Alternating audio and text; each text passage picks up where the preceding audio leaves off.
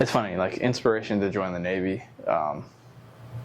has always been, there for me. Maybe not particularly the Navy, but doing something out there has always been there for me. One of the first actual memories I have of like someone getting close to joining the Navy was my friend in high school. He was going through some stuff, kind of wanted to get away from it all. So he went and saw a recruiter, a Marine recruiter, who, told him he couldn't do it for one reason or another medically. We were also still in high school, so perhaps that had a little to do with it. But seeing him do that as like an escape kind of put almost a sour taste in my mouth. Like I grew up post 9/11. Like I remember, seeing the Twin Towers get hit, seeing all that and all the repercussions of war and the military after that. And I don't know, it just made it kind of difficult for me to want to be part of this, to want to be part of the military in general, right? But I also grew up super religious, in a very religious environment where being, out there helping, typically in a more right-wing style, very conservative, guns and glory, God, guns and glory, the 3 Gs of the world. So it wasn't something that I was opposed to in that respect, but after high school, I served a church mission for 2 years in West Africa, where I learned to speak French. I was preaching, teaching, being one with the people, and seeing how religion and, helping others really influence the world. So joining the military as a chaplain was something that I had, toyed with the idea of it. But the requirements to become a chaplain are very hard. You kind of have to finish a master's degree in theology, get an ecclesiastical endorsement from your church, and from then you commission, you join, you become that. But at that time in my life, I didn't really have the drive to pursue anything educationally. I didn't want to go to college. I didn't want to go to university. I just felt that, there was a slight call to be more religious, more kind of zealous in everything that I do.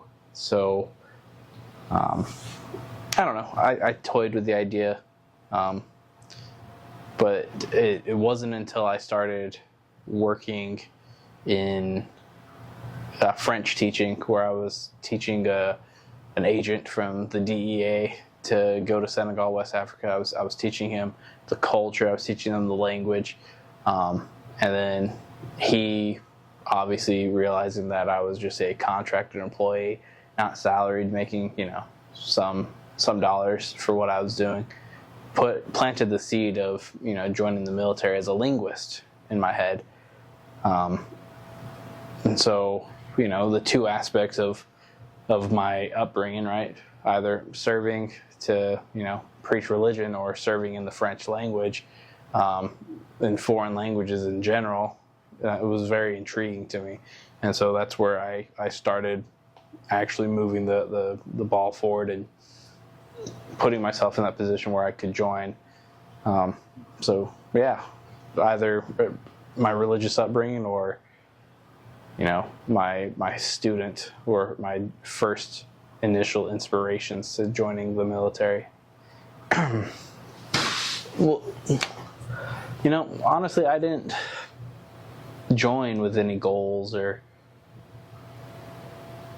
personal or professional when I joined the Navy. I just wanted to do more. I wanted to have a little bit more than living paycheck to paycheck. And so just right off the bat, the initial salary plus housing allowance is what kind of drew me into the Navy. My biggest regrets so far in my 7 years in the Navy is how I took for granted, what opportunities I had as a linguist, to study hard, to learn that other language, and to use it day to day. Really, I do regret not putting a little bit more effort into my life and my studying at that time. So from there, the failure is where I kind of started setting goals for myself now. But definitely while I was joining, and I didn't have any, I was very fly by the seat of my pants, and kind of learn as I went. Well, without a doubt, my upbringing planted a pretty gnarly seed in me that there was nothing wrong with the idea of being in the military. Externally, like outside of my initial family, I still, despite growing up religious and in a religious environment and religious community and religious culture, my family were still pretty progressive for that environment, right? I always grew up knowing that, equality is important, men and women's equality, the LGBTQ community, like always being inclusive and loving one another. It's a huge part of my upbringing, and sometimes that wasn't super accepted in where I was growing up. But, living with that dichotomy of life, of, personal growth and aspirations of what I feel are, important to the world around me, and also what my influencers and peers are putting in me. Definitely nothing said, hey, you shouldn't join the military. The biggest thing that made me want to not join the military growing up was seeing all the death lists on all the news outlets growing up from, the war in Iraq and Afghanistan. Those leave a lasting impression on you that, essentially for the past 30 years, let's make it more realistic, past 23 years since 9/11, that's all that's been going on in the world is death, right?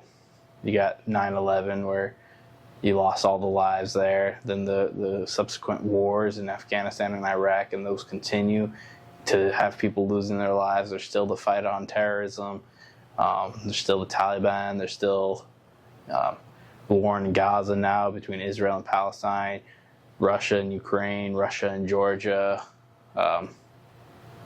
It's just, that is a huge aspect to what the world is now.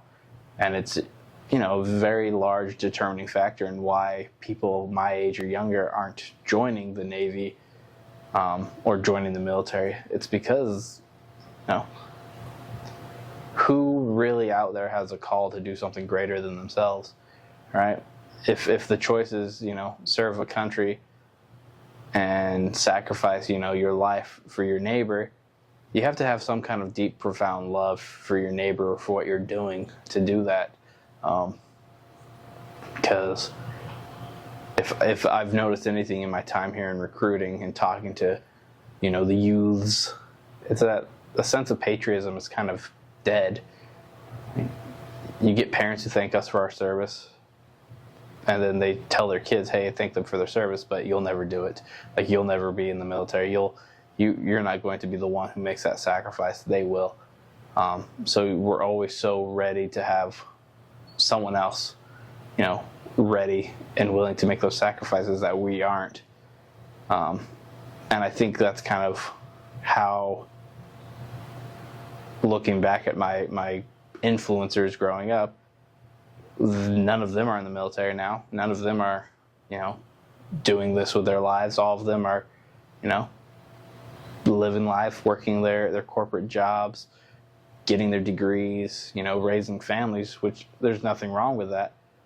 But for how many prayers and how many thank you for your services that I hear, it just doesn't seem like there are as many people, getting out of the wagons and helping push. They're all kind of depending on someone else's humility and sacrifice to save them and carry them through the day.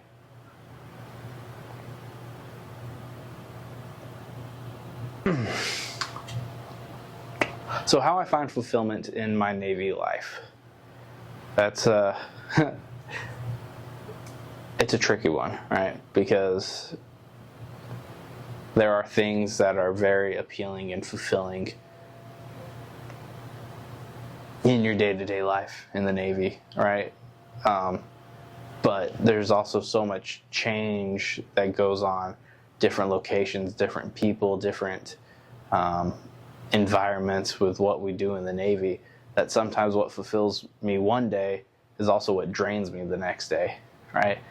I get this huge spike of satisfaction knowing that I was successful at whatever my mission was for that day. But sometimes, if a mission carries on too long, or you're doing the same thing too repetitively, that same fulfillment, drains you. But that's how life is, right? We live in a very monotonous society where, we punch in our 9 to 5s, we do our hourly salary jobs, geez. And we just kind of live life on repeat. So what fulfills me and is appealing to me about the Navy is kind of the variety, the spice of life that you get through meeting new people, going new places, having time off. Mental health is a much bigger portion of what we do in the Navy nowadays. People actually take it seriously, which, if you ask anyone 10 years ago, 20 years ago, if the military cared about them like that, they would say no. We see it now, even in the people who are, in the more senior years of their military career. They are still crotchety. So we are learning to find fulfillment through our benefits, and mental health is one of them.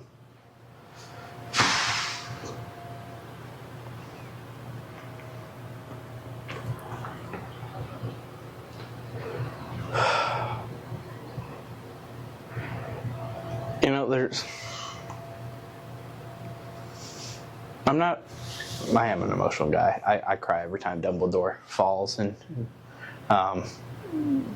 same with Gandalf. Maybe I just don't like falling.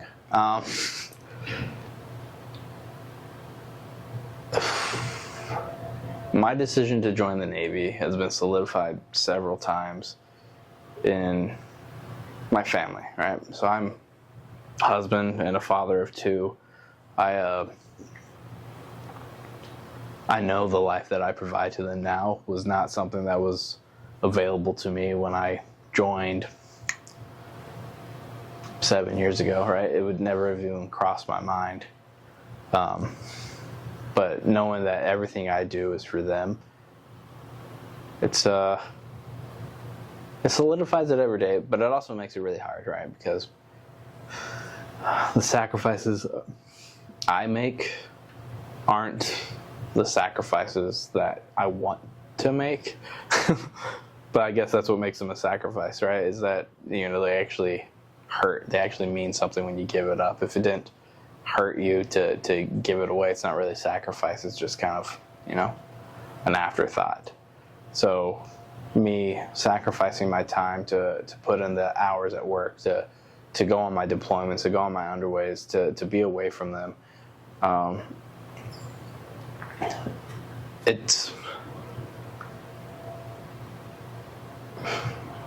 it's hard, right? The Navy is hard. It's very simple, but it's hard, because you need to figure out what's worth it to you, right? And for me, what's worth it is to know that there's always a roof over my family's head, that they always have food, that they are taken care of medically if anything happens. So yes, there are jobs out there where you can make millions of dollars, be rolling in the wealth, have nothing really to worry about. But at the same time, the Navy, it gives me all those. It takes away the stress of knowing that they're taken care of.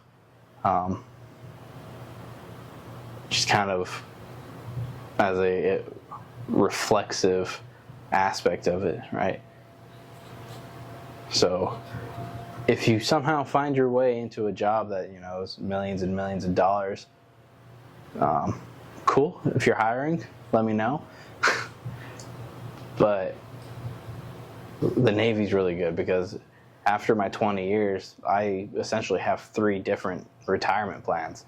I have my pension, I have my 401k, and I also have whatever veterans disability they offer for whatever injuries or, wear and tear my body goes through while here on recruiting duty or in the Navy in general.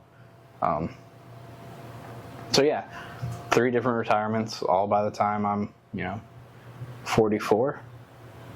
It's not a bad gig. And then I retire young enough that I can still be active and present in their lives. Be there for most of their high school. Be there for, whatever comes next. Yeah, and then still be young enough to go and explore, because there's several parts of the world that I still want to go and explore. Yeah. I think the opportunities that exist, it's how easy it actually is to balance advancing yourself, both career-wise and in school. Obviously, not everyone is graced with the ability to find a balance between work and life. Like, sometimes that is the hardest struggle for people, because they either want to give it their all at work and they sacrifice a lot of at-home time, or they just want to focus at home and they kind of sacrifice their work. It's finding that balance. And other companies perhaps offer schooling in certain degrees, but I don't think they offer the variety of what the military and the Navy offers, where you can go, when you can go, how you can do it, right? I've seen several people finishing their degrees while out to sea. Like, there were days where one of the computers in the library out to sea, somebody was in there writing their thesis for their doctorate.